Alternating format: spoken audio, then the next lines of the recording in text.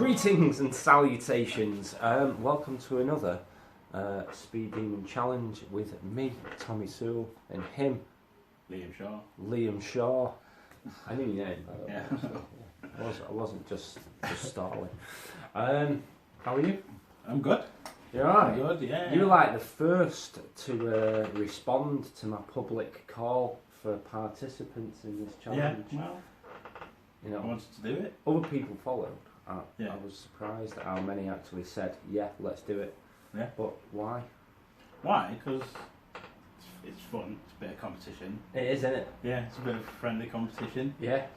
And it's a good chance just to have a little bit of a paint and a natter. Yeah. Yeah. Paint and the natter. Paint and a natter. Here's your you do from your practice run. Yeah. Your practice lap, if you will. Yeah. How did you find it? We actually did it twice, didn't we? Yeah. Because, alright. You got it down. Yeah. You know where I made a couple of mistakes and Yeah.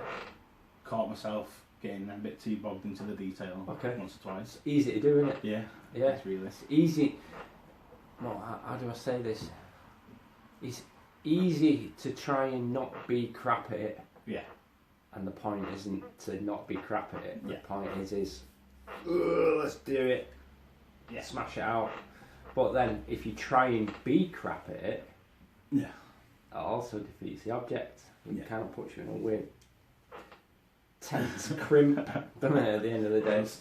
Alright, cool. How long have you been doing the hobby? Because I've known you for billions of years. Yeah.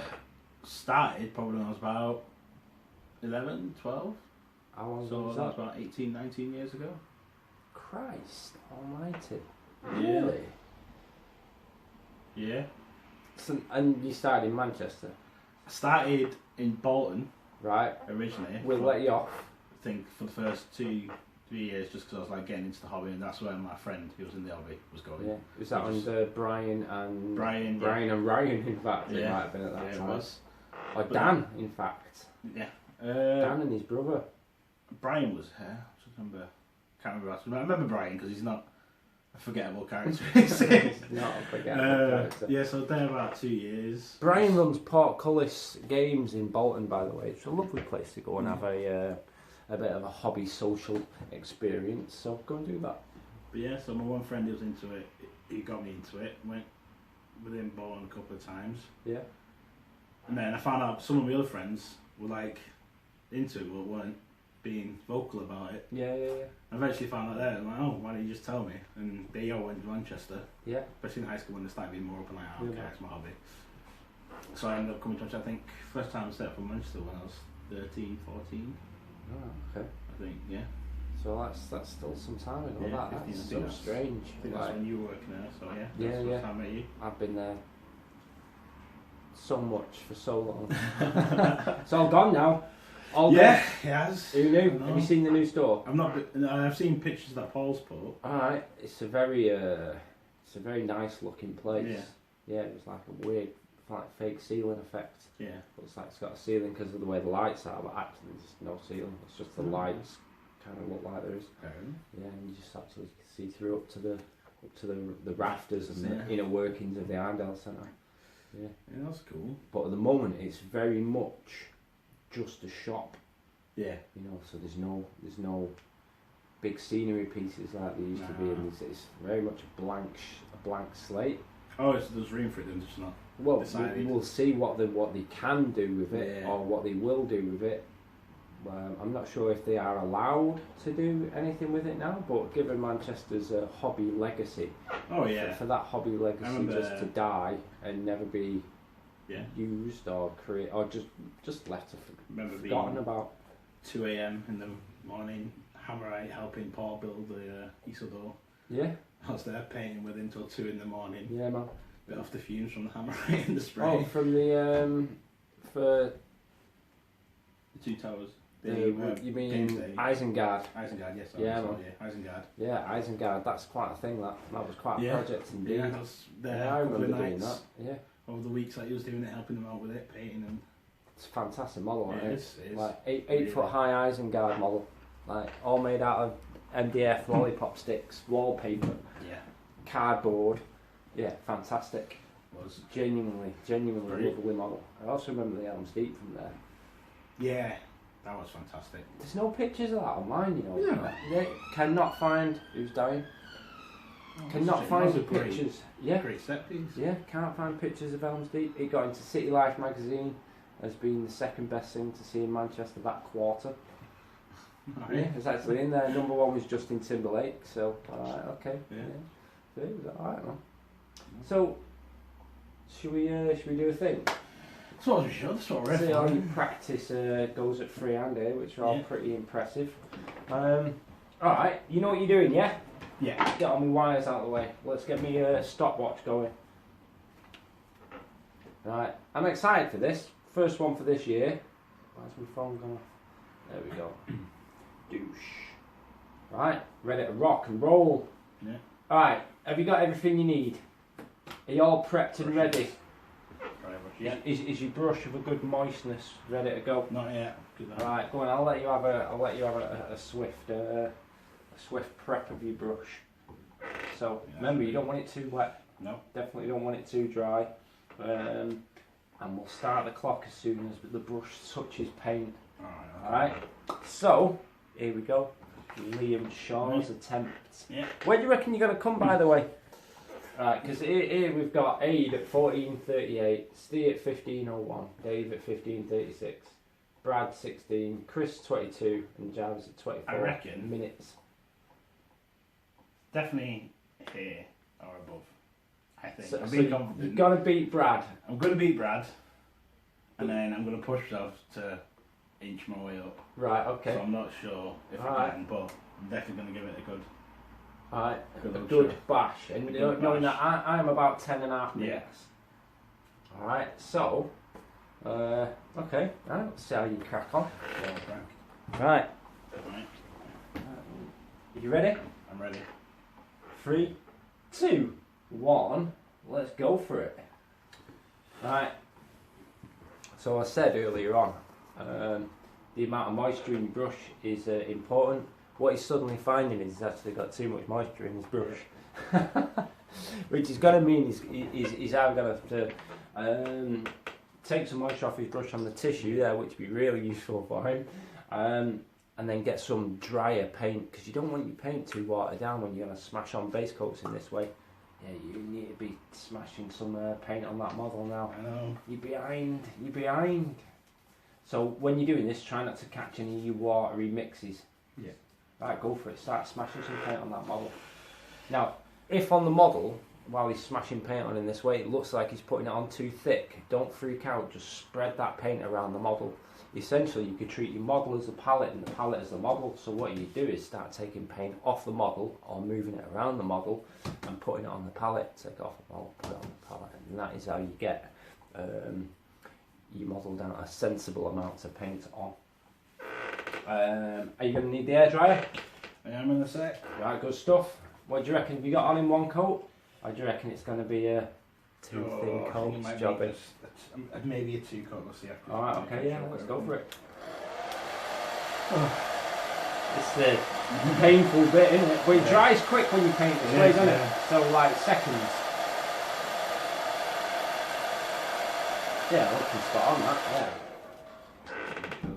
So that took you 1.5 minutes, that, by the way, mate. So see if you can reduce it down. Well, I may as well go for another coat. No, it's not a problem. Just get it on, man. Look at that, my Necromunda mug. Proper digger mug, I like it. I'm starting to collect them a little bit. Go for it, man. Are you happy? You ready to go? You ready to move on to the next stage, yeah? I think so, yeah. Alright, then we don't need to wait for that to dry, do we? Because the bits that you need to paint are already dry. So what he's going to do now is getting on the metal stages. A metal paint I really like is Gunmetal by Army Painter. It's very much like old bulk gunmetal. In comparison to lead belcher, it's far superior. Coverage, flow of the way it dilutes, how long it lasts before it dries out in the pot, everything about it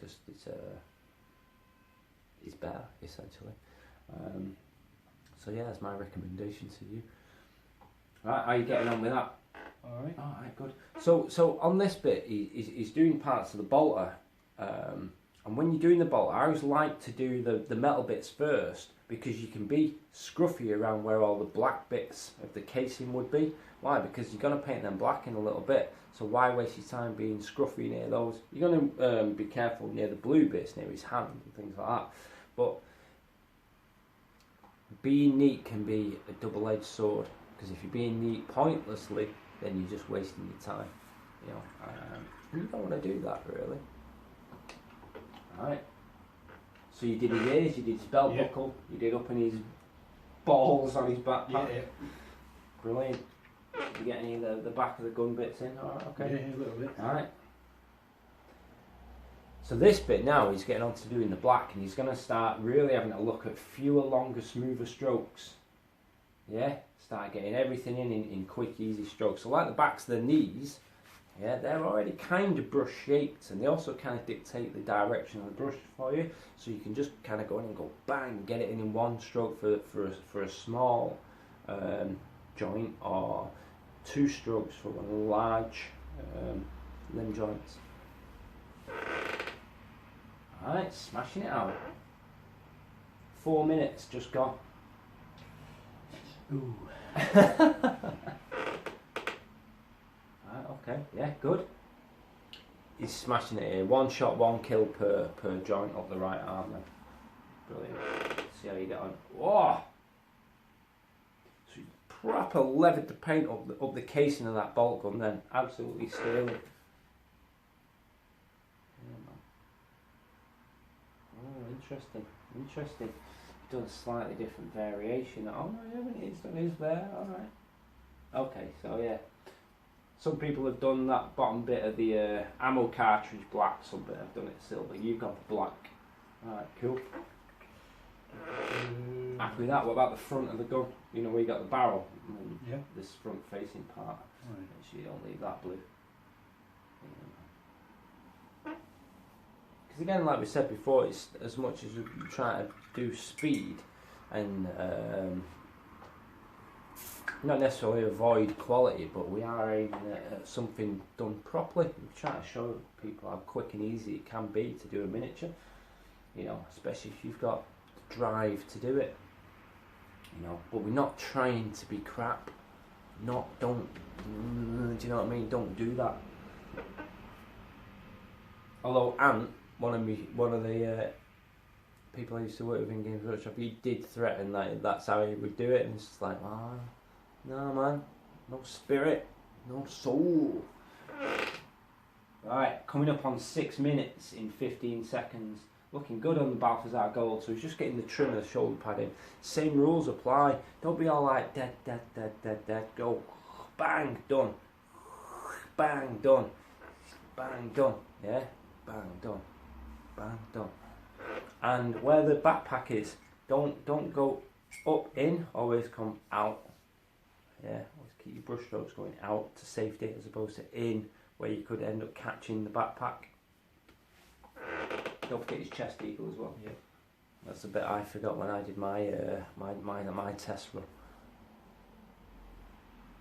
Alright, 6.5 minutes. How do you feel? You're doing pretty good. Yeah, alright. You're doing pretty good. So what's next? I tell you what, right? I think you're doing very good. In fact, now I see what stage you're on.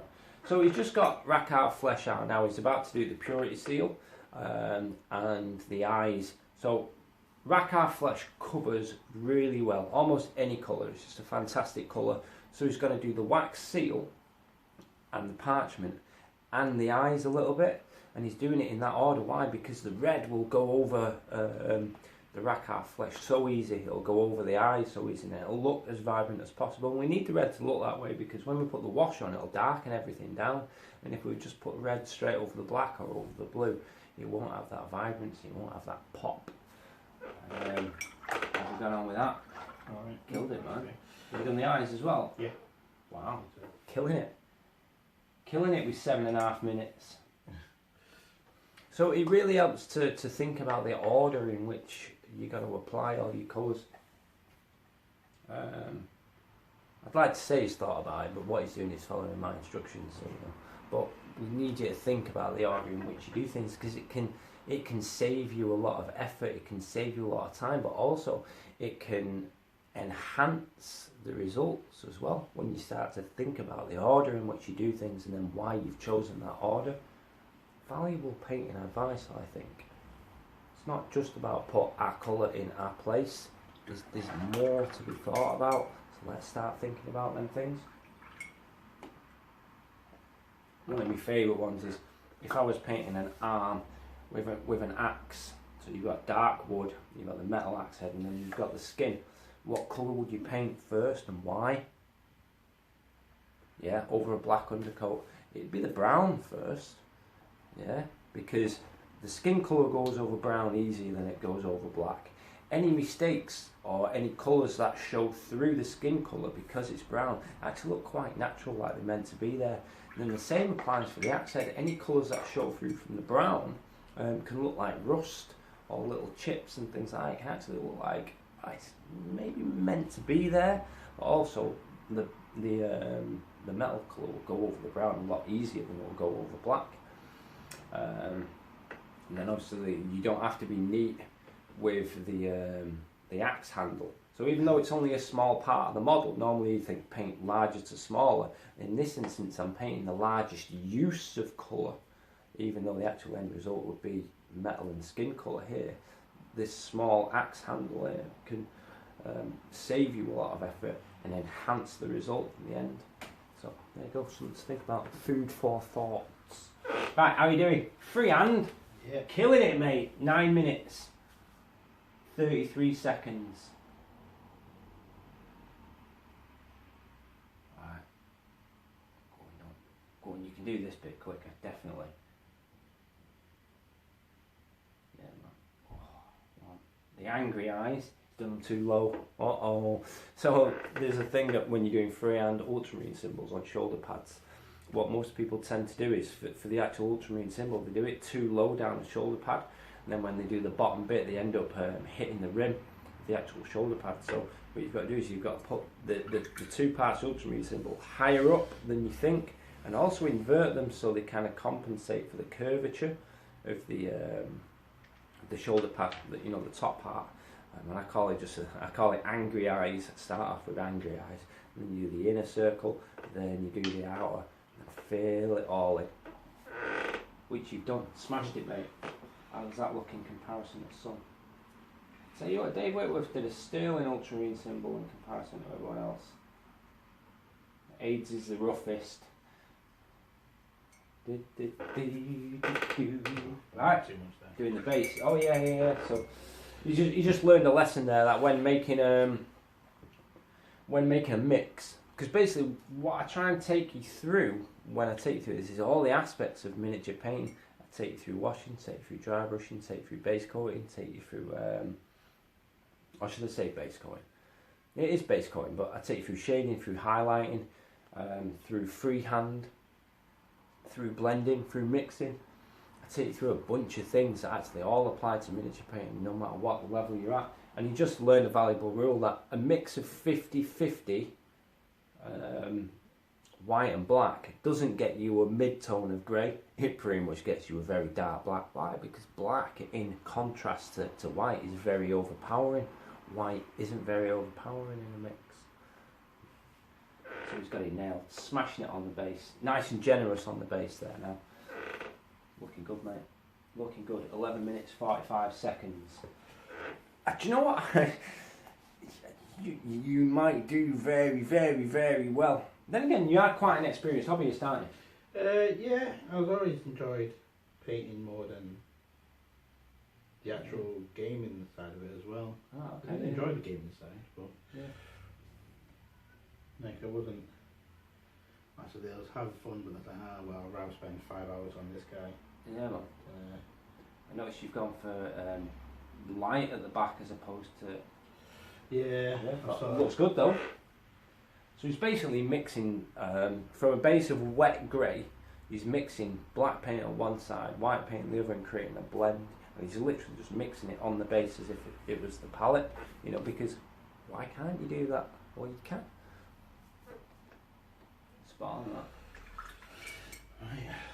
Oh, what do you reckon? It's like his own negative shadow. Yeah. Oh, there you go. You're happy with that? 12 minutes 48. You know, if you... So, you've got a minute and a half to beat Aid. Yeah, it's like wash. Does any of that need to be dried? Probably. Yeah? Well, that's fine. How do you feel now? Alright, I'm not even beating Aid. Alright, so just avoid the base. Some of it's still a little bit wet, but I really want you to have a good stab at this. Too many brush strokes. Go on, just... That's better. So you could just go like 1, 2, 3, 4, 5, 6, 7, 8, 9, 10. Yeah, front, back. Which bit are we on now? Oh, the wash. Right, dude, so what you're saying is nearly done. Right, make sure you avoid any wet paint you've already put on here. Good. And go more generous than that. That's better.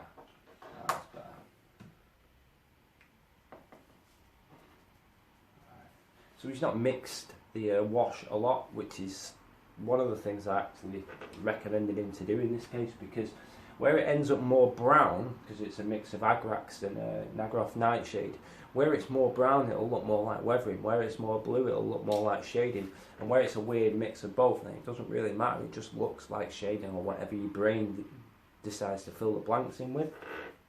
Right, wash time, and then we're going to rim the base, and then that's that. Right, before we start drying it, is there any puddles you don't like anywhere on it?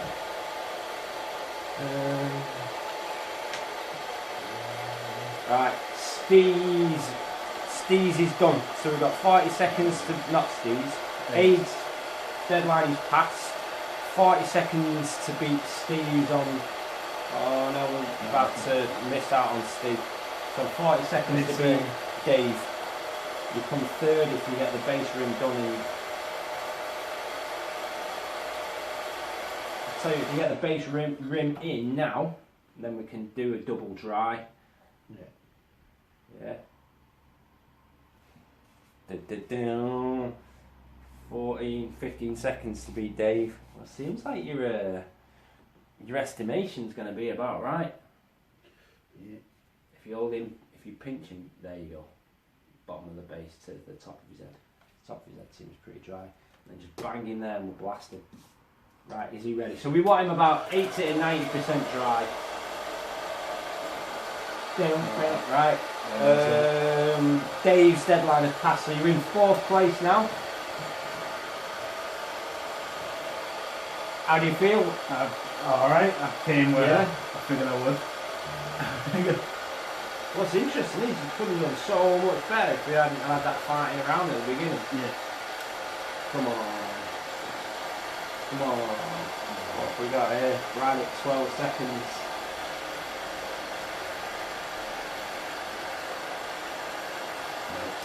Right, there we go.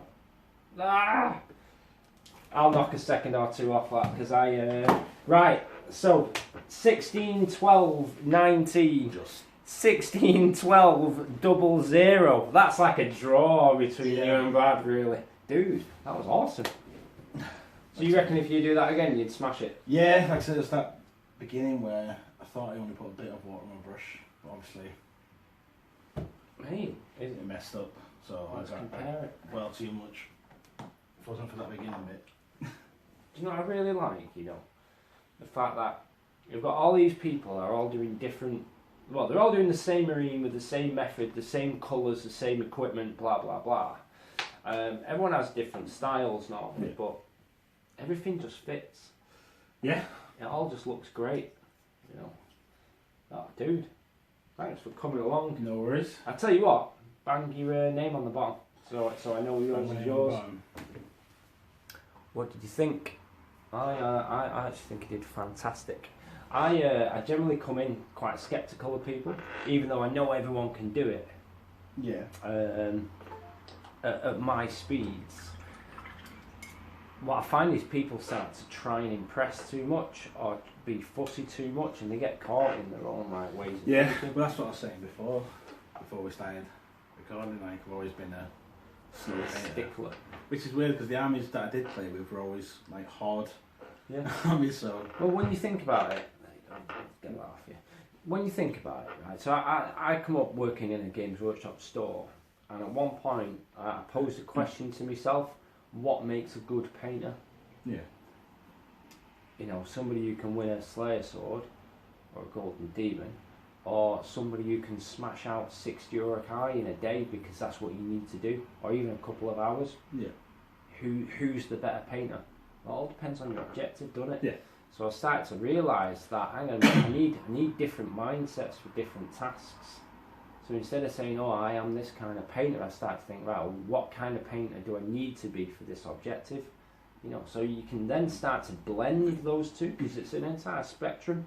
So you can learn to blend speed painting, corner cutting ideas or economic ideas with display ideas, and you can actually hit some kind of middle ground where people wouldn't know you'd cut any corners, but you're smashing out quality at a great rate, which is great advice for commission painters. yeah. You know. So yeah, don't get too hung up on this idea that I am that painter. Yeah. Well, I've only just come back into the hobby, so I was out for a few years. Right. I just sort of stopped for a bit, and then I think I actually got into it again because I just got the itch to paint. Yeah, man. I think I messaged you actually asking what paints. Yeah, I remember actually. Yeah, so I just picked up the big army painting mega set. Crazy man. Just thought, yeah, well, How much of that did you actually use in the end? Or have you used so far? I'm still using it. Really? Yeah. Right. Yeah. I've got a very particular range of paints that I use. Yeah. You know, I've got old favourites and just colours that I know I like to work with. Yeah. You know. Well, that's something because obviously all my old paints are dried up and Got you. are lost in time. For right, just get that and then slowly just bringing in some citadels here Got and you. there, just mix them in. Got you. And start doing that. Got some of my friends into it who've never really done it. Really? Yeah. Brilliant. I thought, I'm painting. I told them, like, you guys, if you want to join in, Yeah, you man. can use my paints and my brushes. Yeah. I just thought, if you want to have a bit of fun. I thought it'd be one of them things where I was like enthusiastic one day. Yeah.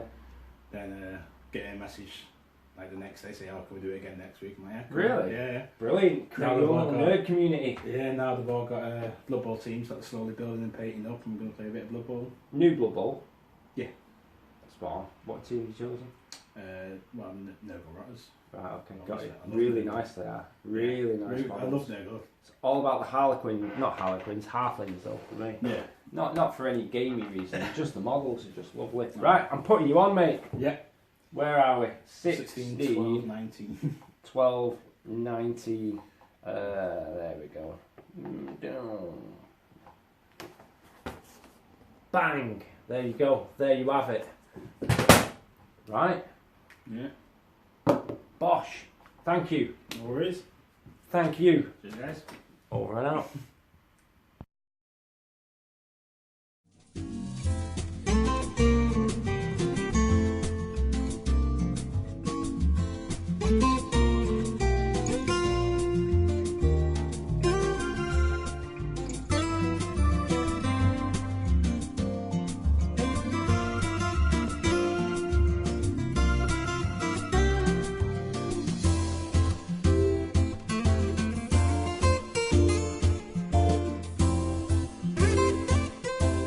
Before we go, one more thing.